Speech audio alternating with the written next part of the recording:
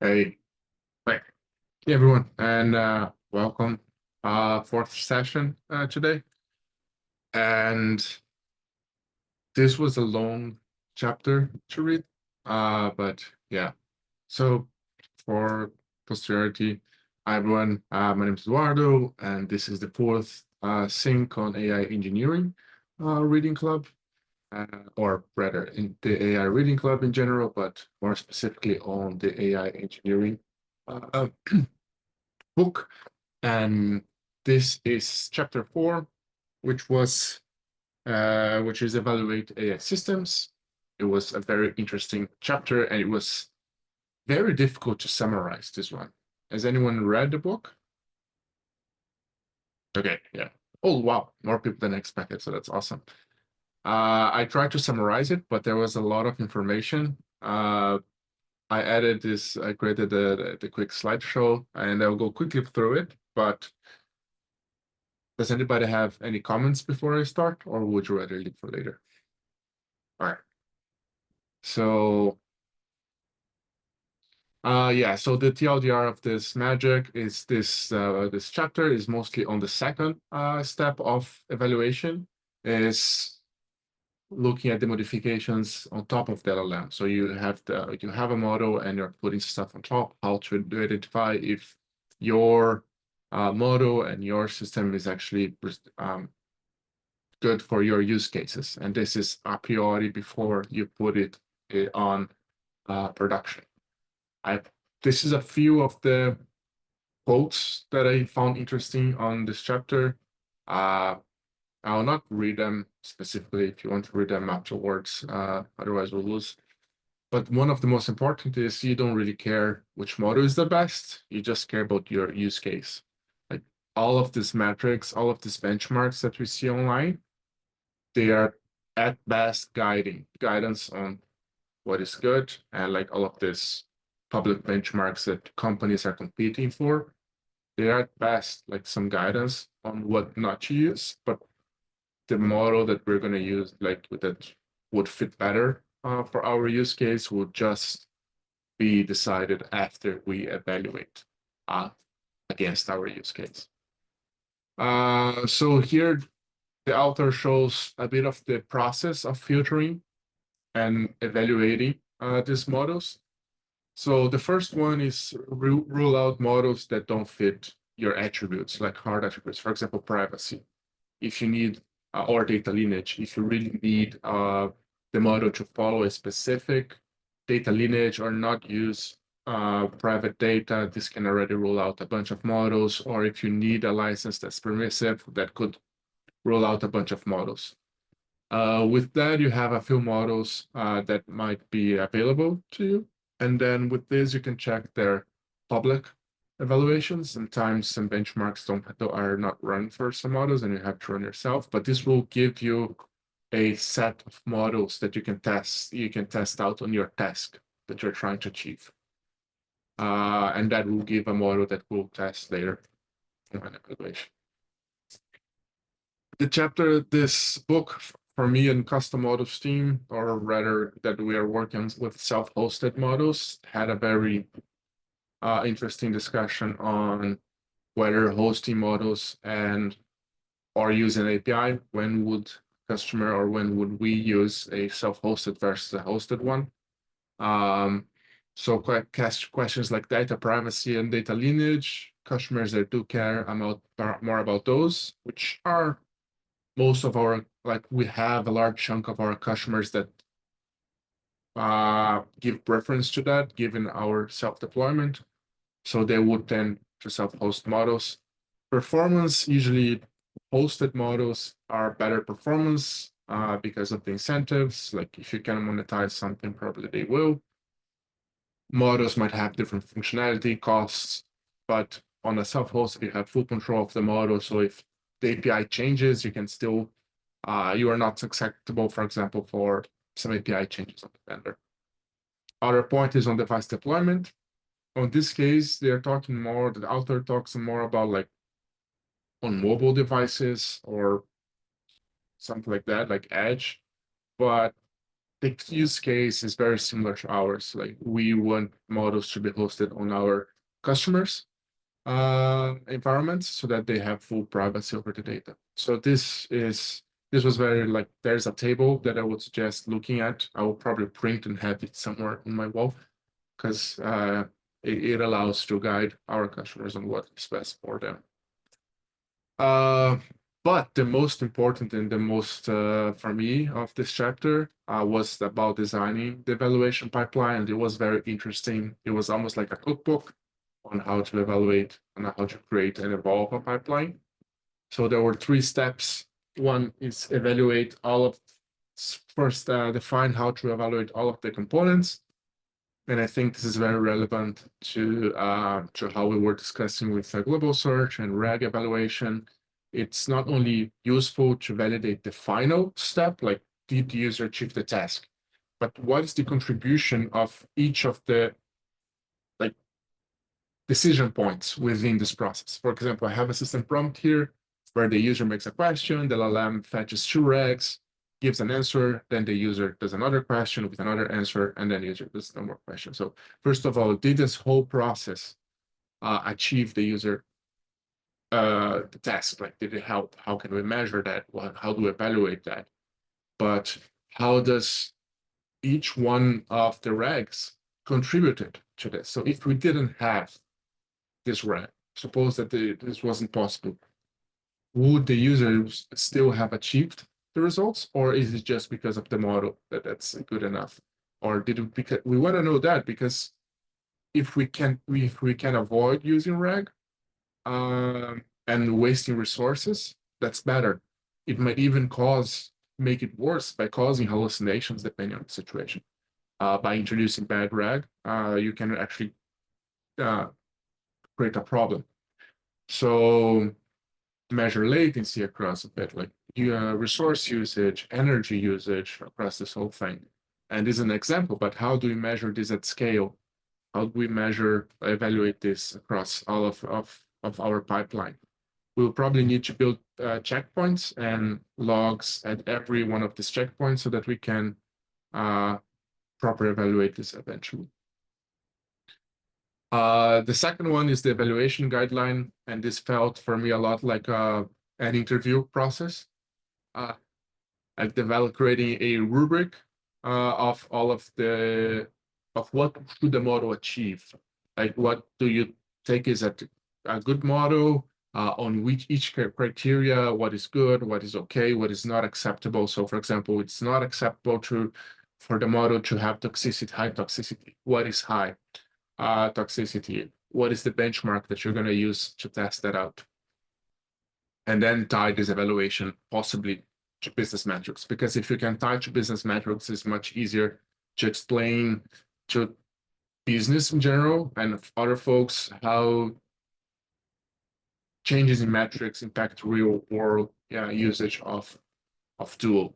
So, for example, toxicity, it might decrease, it might cause an uptick of funny Twitter images of tool, but it might cause problems and legal issues later. So this was, and the quote is this was before already on machine learning. We used to say that the hardest part was measuring and knowing what to build in the first place rather than building the machine learning model. But it's the same, like the hardest part is usually just defining how to evaluate. And we delayed this quite a lot because we were building stuff. And now we are going back and doing trying to do proper evaluation of the things that we've built and learn along the way. And this was, for me, the most important part of the value defining evaluation and methods and data. The author mentions to automate, but do not forget about human evaluation. And I think this is really, really important with AI. Often the automations we build hide actual results. So especially before going GA, or I don't know, on some cadence, we need to have human evaluators looking at the data and processing it. It is I forgot your link here, but I read a paper that they showed that there's often a reverse relationship between automated results and human perception, meaning a change in the model improves the automated response, but the humans don't like it as much. And we are catering to humans for now. So that's what we should focus on. Log probes, these are what is the likelihood of the next prediction. This can give a good result, good idea on how our model is performing, or to avoid hallucination, for example. Hallucination is a best case. The model didn't know how to fill it, and they gave something, but probably that something is low probability of that should have appeared. So log prob could be used for that as well. Put effort on annotating data. So build your own data set. Get get examples and write down what it should be, or write down how the response should look like, so that you can have like a proper evaluation harness behind it. So that's important. And also slice the data. Like you should be evaluating across all of your target groups of users. And for example, our self-hosted customers might behave differently than our .com customers. Their desires, like the way they use the tool might be different. If we evaluate again only against our .com customers, it might be hiding what's happening on our self-hosted. So we need to balance that out and figure out how to do that. And the one is constantly evaluate your pipeline. I think we should be able to answer all of these 5 questions about our own pipelines. Is your evaluation getting the right signal? If you improve, this is really important. If you actually improve your responses, do they mean higher scores? And in the inverse also, if you get higher scores, do they actually mean an improved response? Because if that doesn't happen, why are we even evaluating? Like if we cannot make a decision on our evaluation, like what's the point of evaluating in the first place? How reliable is your evaluation pipeline? If you run multiple times, you should get very similar results. It shouldn't be too different, especially if you group different measurements. How correlated are your metrics? If you have too many metrics and they all go into the same direction, they will not tell you anything like different. Like you should have metrics measuring different things. And yeah, how much cost and latency does your evaluation pipeline? This is something that also bugs me, even with GitLab tests, for example. Like we have this huge test pipeline that runs on every commit, on every merge, that wastes a lot of resources. And it says this will be even worse here. Like if you run a evaluate all the time, imagine the amount of resources you're gonna waste just by pairing the evaluation. And yeah, that was my summary of this chapter for me. I tried to summarize quite, but this chapter was really interesting. I really enjoyed it. Comments? Thanks for the summary. Yeah, definitely summarized that well. I think one thing that this chapter missed for me was something around diversity of your data that you're using to evaluate. Thing that I noticed with our code generation evaluation is everything is a Python single line method, and we have really high scores, but does it actually mean anything if we have customers with Bash and customers with different languages, and even just YAML, that's completely different to a single line method. Yeah, you definitely need to strive to get some kind of a diversity in your data that you're using to evaluate your metrics. So, yeah, thought that was interesting. And those single line methods are likely on the training data set of the model as well. So you have data contamination. and the model might have memorized and just like interpolate a little bit over there, but it's memorized. That's another problem. Yeah. I think, yeah, I was surprised when I first looked at the evaluation metrics. I was like, wow, we're doing really good. And then I saw the data set that we're using, and I thought, yeah, that's why. Yeah, I think data set is already something they are working on Yeah. because we need a better data set, a more diverse data set.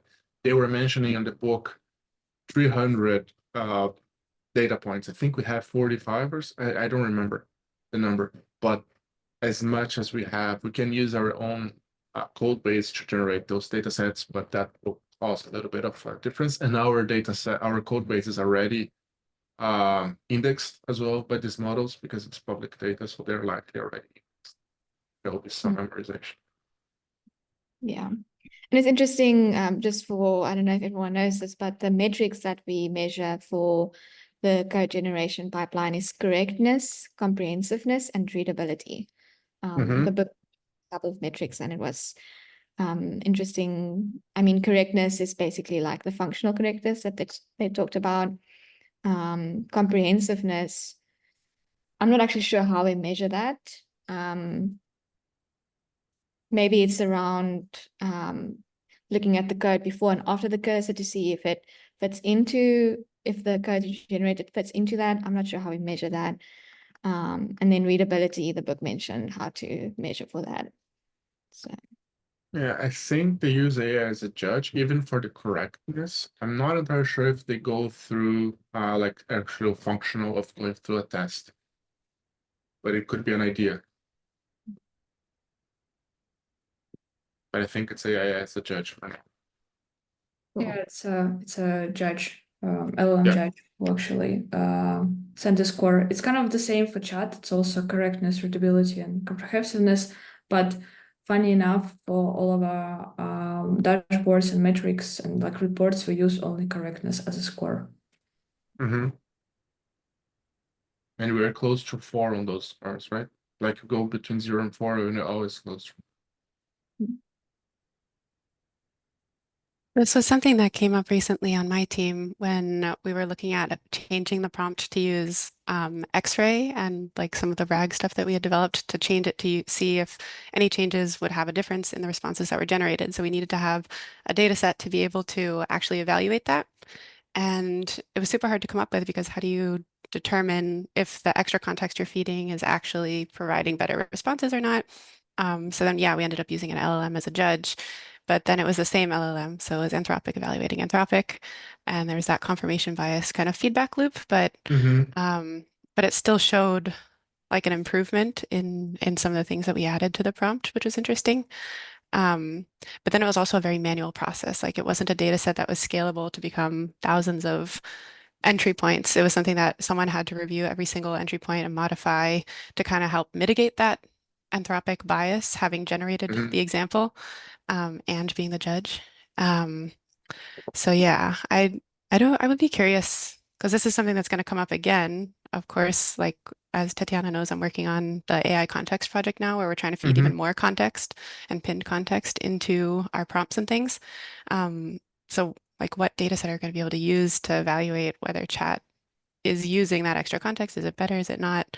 And how does that scale to become something that you can just easily iterate on?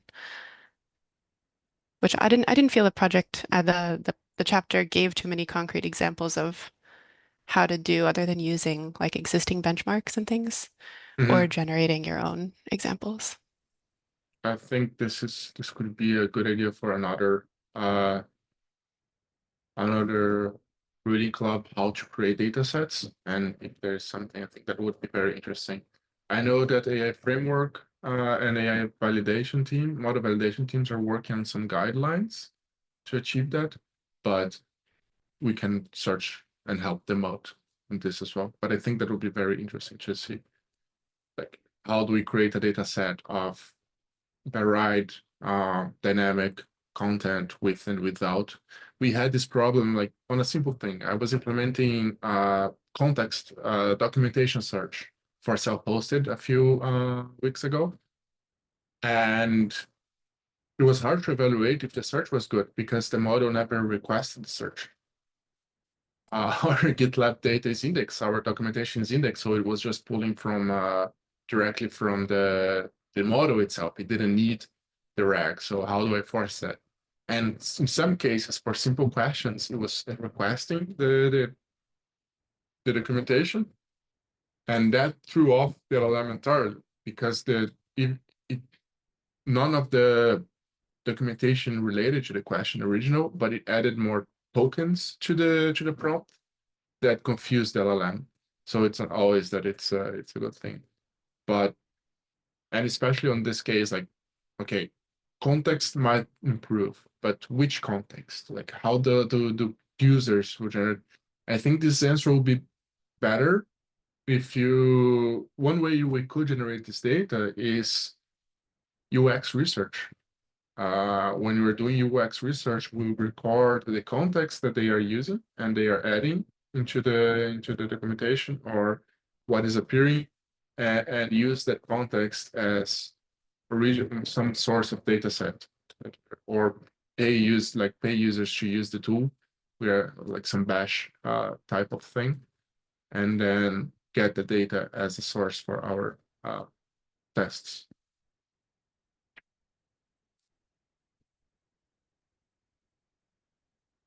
Yeah, it Yeah, kind Yeah, of struck me as, oh, go ahead, no, Maddie, go ahead.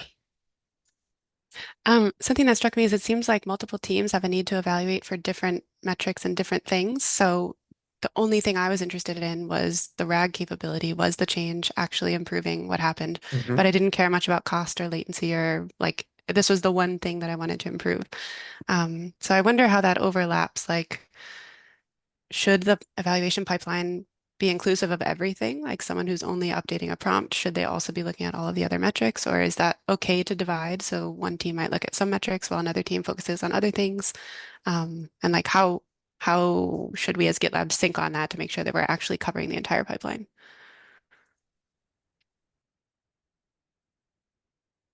I think you should have a bird's eye view of what's happening. Like your changes might like you're looking at latency. Like you might want to create a like no functional changes that will bring down the that happens like without even with our best intentions.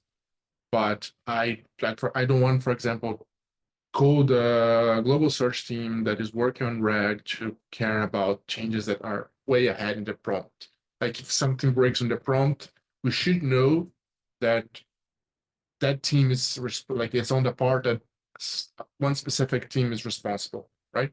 And this is why we need the kind of like divided or attributed way of measuring impact. So how is RAG impacting or not RAG, but how is each specific RAG impacting the the usage?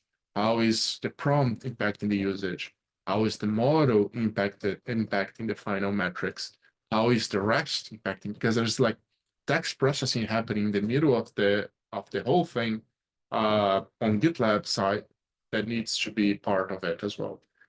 So it's true. I don't think we should consider this part of like very independent parts, but each team should be able to like split out what is their impact and what is the rest, right?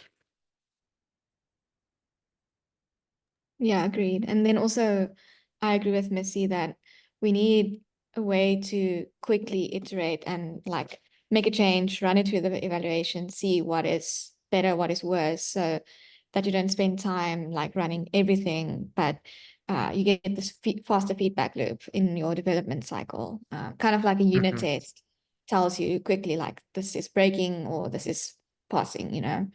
And then once you push it to the branch, then it runs all of these other metrics and pipelines to say like the overall system is impacted or not. So you also need like, yeah, development practices, basically, faster and slower feedback loops. Yeah. I think the book will cover like in production monitoring much later. I think it's chapter 8, which is currently not available, only until chapter 5. And that will also help with this iteration. If I push something, does it change anything? Because sometimes we cannot see the difference on such small amount of data that we have. But when we push to customers and you have large usage, then we can see, then we have more statistical power to define like what happened. It's sometimes like, even what I said of like, let's remove reg and see the impact, we don't see anything. It's not that the impact is not there. It might not be there, but it's more likely that the amount of data we have is not able to capture that, or the type of data or the type of queries are not beneficial for them. So there are a lot of different confounders.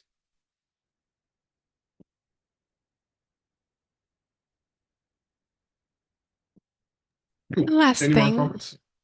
Yes. yeah. One comment that I had, something that I had never considered before reading this chapter was in the decision of choosing to buy a model or build your own model. And then if you end up using somebody else's model as a service, then there's just choice of using a public open source one or a private one. So I never thought about the implications of what that meant for a company, especially GitLab, given that we're open core, having chosen a private model. So yeah, I thought that was an added layer to think about because it's kind of a black box. We don't know what the model is giving us, what data it was trained on. We don't know all of the input to it, but then everything we do is so open and out like for anyone to be able to dissect and see. So it's kind of like, yeah, it's both sides of, I guess, the open source debate that I hadn't considered, and I thought that was an interesting point in the book. Used to have an effort to create our own model, but creating a model is expensive, and it's not, that's the reason which was different. But yeah, a lot of our customers are wanting to deploy their own models because they want to have full control. And this is what they want, they have no choice. Their regulated systems require them to run like everything behind firewall. So it is what it is. But it's always ironic that we use an open like a closed model like this within an open company like we are.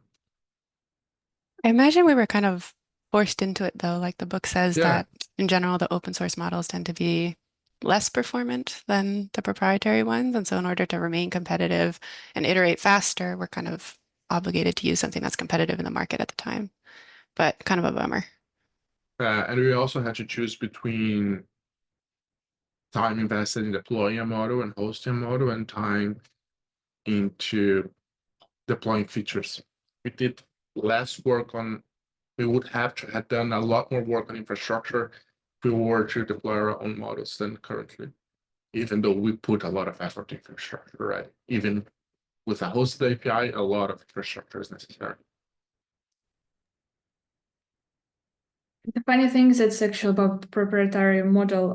When we were releasing chat as a GA, we have some concerns from users that, oh, like, are you going to train chat on our data? And then when we say like, no, this is actually kind of, this is like model by API, we can't train it. So they were kind of quite happy about that. So there's also kind of like pros and cons as well. Yeah. We can guarantee this later as well, especially because we're open for, they can look at the code and see what we are using for fine tuning or training, whatever. We might want to train eventually, like especially self-hosted, we might fine tune their own data, but it's within their own environment and opting. So if they want to have like a better model for something and we explore fine tuning, we could have fine tuning happening on self-hosted. So they want to do so. They still own their data. The data doesn't come to us. It's closed, but we have that support going. Awesome. Cool. So thank you all for joining. If you have any more questions to discuss, we can move to the issue later. I found this chapter quite exciting and difficult. but at the same time gave a lot of ideas to think about. So it was a good one. Thank you all for joining. And next time will be Maddie's. Maddie will study a different thing, and I will share the content later. Thank you. Thanks. Thanks. Bye. Bye. All right.